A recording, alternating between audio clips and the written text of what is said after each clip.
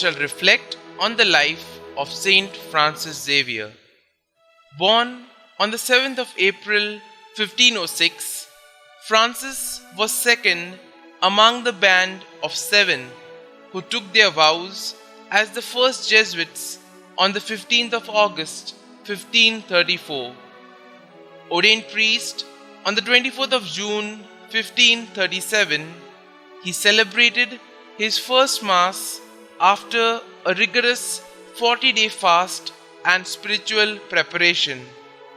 After a while, sickness put a stop to his preaching at Bologna, and while he was serving Ignatius as secretary in Rome, a call came from King John III of Portugal for Jesuit missionaries to be sent out to the East Indies. At only a day's notice, Francis set out with the Portuguese ambassador on the 3-month trip across the Alps and Spain to Lisbon.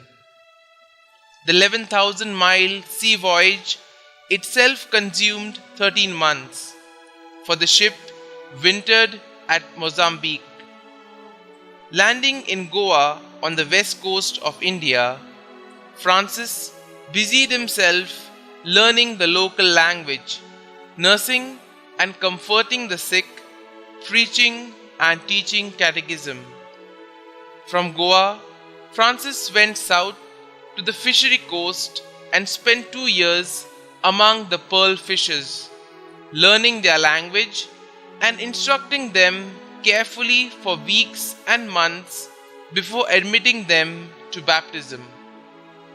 His novel method, which ever after met with great success, was to go through the streets chiming a little bell, and when the children and their mothers came flocking, he would lead them to a church and explain the faith with exemplary patience and affectionate zeal. Later, he would revisit the missions, but meanwhile, native-born priests were trained to consolidate and carry on the work further. The year 1544 saw Francis in Ceylon. From there, he went to Malacca, to the Spice Islands, to Cochin China, and some believe that he even reached Philippines. Then, having met a fugitive from Japan, he undertook a missionary journey to that island, landing in Kagoshima on the 15th of August 1549. Struggling with the language, and in spite of bitter opposition from the Buddhist monks, his preaching was accompanied by numerous miracles. Francis, a teacher by training and temperament, and a preacher by choice, succeeded in drawing so many to the faith that within a span of 40 years, the faithful in Japan numbered some 400,000.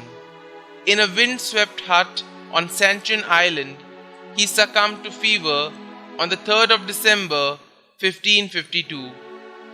In 1553, his body found incorrupt and fresh after over 2 months of burial was returned to Goa, where it is venerated to the present day in the Basilica of Bon Jesus. He was beatified in 1619 and canonized by Pope Gregory XV on the 12th of March 1622.